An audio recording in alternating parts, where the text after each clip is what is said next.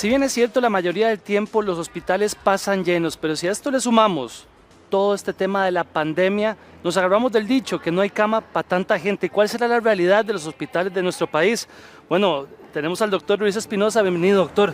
Hola, Ítalo, ¿cómo estás? Ahora más que nunca, doctor, hay que cuidarnos. Creo que sí, definitivamente los momentos que vivimos no han sido vistos por la mayoría, yo creo que nadie de los que estamos acá, y son tiempos distintos que ameritan medidas distintas. Doctor, en los hospitales grandes de este país, ¿cómo pasan si no estuviéramos en pandemia, normalmente un día como hoy? Mira, vamos a ver, es muy variable, pero en términos generales y para los televidentes, sí, pasamos llenos, esa es la verdad. La población es una población que tiene ciertas particularidades, tenemos cada vez personas de más años, tenemos cada vez una capacidad resolutiva más grande en los hospitales y por ende el tiempo que la gente tiende a estar en el hospital y la cantidad de gente que consulta cada vez ha sido mayor y eso pues creo que no es algo que podamos ocultar. Los hospitales por lo general tienen ocupaciones que están por encima del 90% en el tiempo o en las camas que están ahí y la cantidad de días o giro de cama que se llama en los hospitales cada vez ha aumentado más. O sea, un paciente muchas veces entra por una enfermedad y queda varios días ahí y eso es importante más en estos tiempos. ¿Puede ser que los pacientes revienten las unidades de emergencia, los pacientes crónicos, doctor?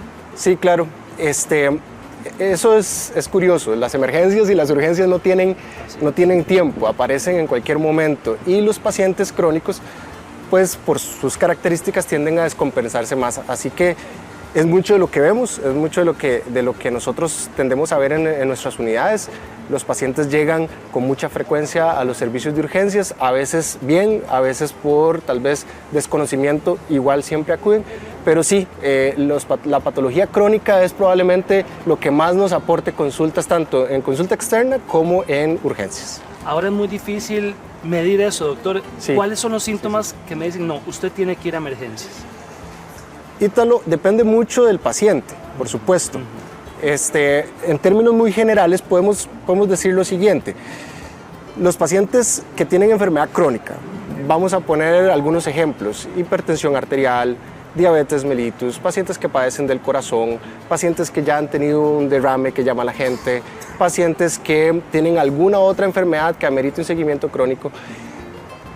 Por lo general, cuando se descompensan, independientemente de su enfermedad, van a mostrar algunos síntomas muy comunes, como por ejemplo desatino, pérdida del apetito, tienden a estar mucho tiempo en la casa o en la cama, casi no conversan, especialmente en los adultos mayores tendemos a ver mucho ese tipo de cambios, se desorientan.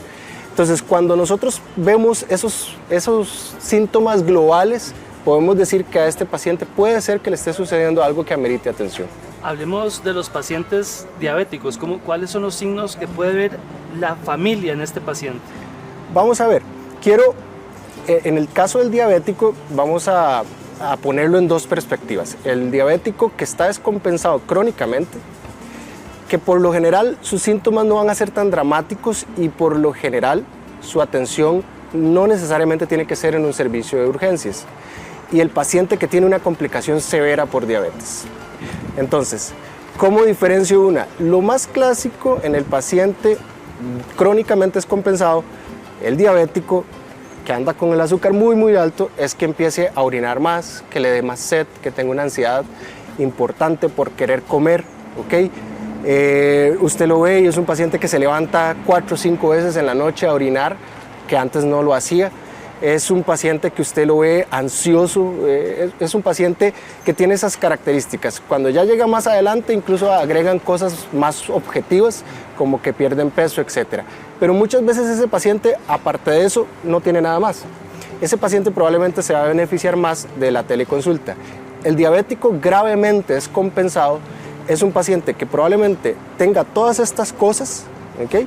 Y posteriormente empieza a añadir lo que nosotros llamamos, por ejemplo, alteración de la conciencia, que era lo que te decía, que se desorienta el abuelo o la abuela, que se desorientan en la casa, ya no saben dónde están, se ven como, nosotros les decimos como pasitas, están muy secos.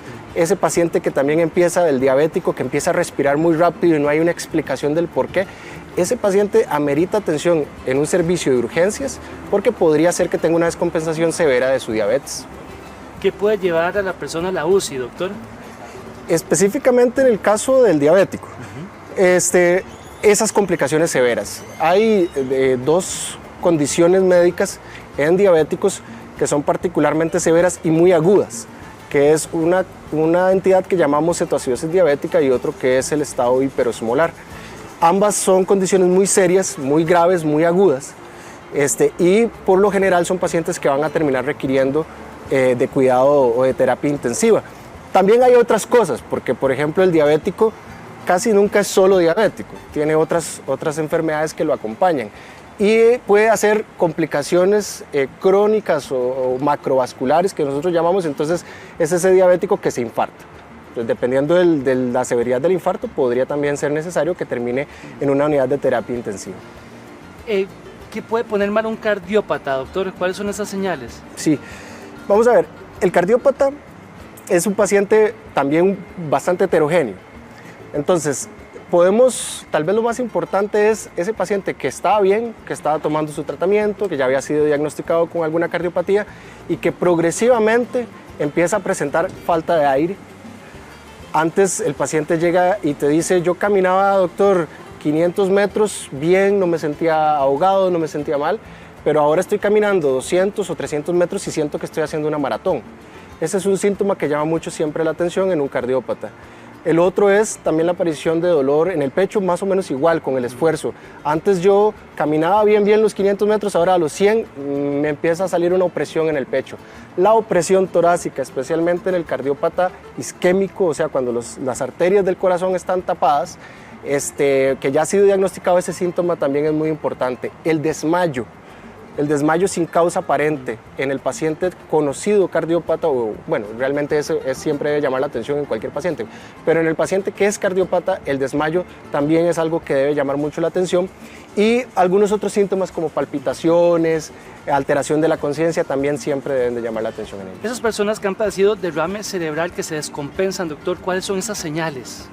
El paciente con enfermedad cerebrovascular es un paciente también heterogéneo.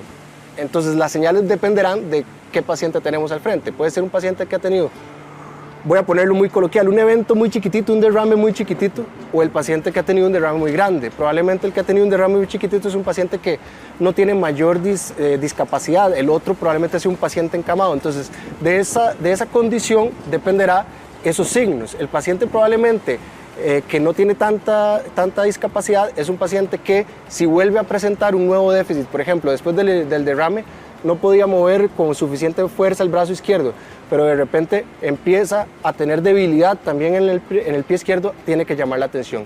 Y el otro extremo, que es el paciente que está muy dependiente, el que está encamado, casi siempre es ver su condición general. Hoy comió o no comió. Hoy está vomitando o no está vomitando, hoy está más comunicativo o no dentro del espectro de comunicación que ellos pueden tener. Doctor, hay que tener cuidado con esos pacientes con presión alta. Sí.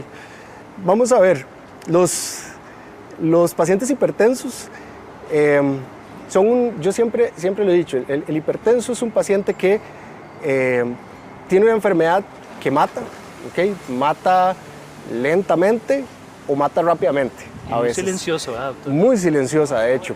Hay un alto porcentaje de pacientes que son hipertensos y no lo saben, pero para los que sí, debe siempre llamar la atención el cuidado en los siguientes puntos. Mantener su tratamiento al día, ¿okay? Esta es una época complicada, pero no debemos de olvidar los medicamentos. Utilizar todas las herramientas que tengamos a mano y la red familiar es de suma importancia para que estos pacientes no pierdan su tratamiento. Lo otro es algunos consejos no relacionados a fármacos, como por ejemplo el consumo de sal, el tratar de hacer actividad física, el tratar de llevar una dieta balanceada. Son elementos a veces trillados. La gente dice, bueno, me dicen esto una y otra vez, pero por algo es. ¿Okay? Ese tipo de acciones hacen que un paciente hipertenso no se vaya a descompensar. Y en estas épocas el estrés está jugando un papel muy importante, y eso en particular en el hipertenso o el cardiópata es de relevancia porque podría descompensarlos. Doctor Espinosa, le agradezco montones. Para nada, muchas gracias por su consejo. Verónica.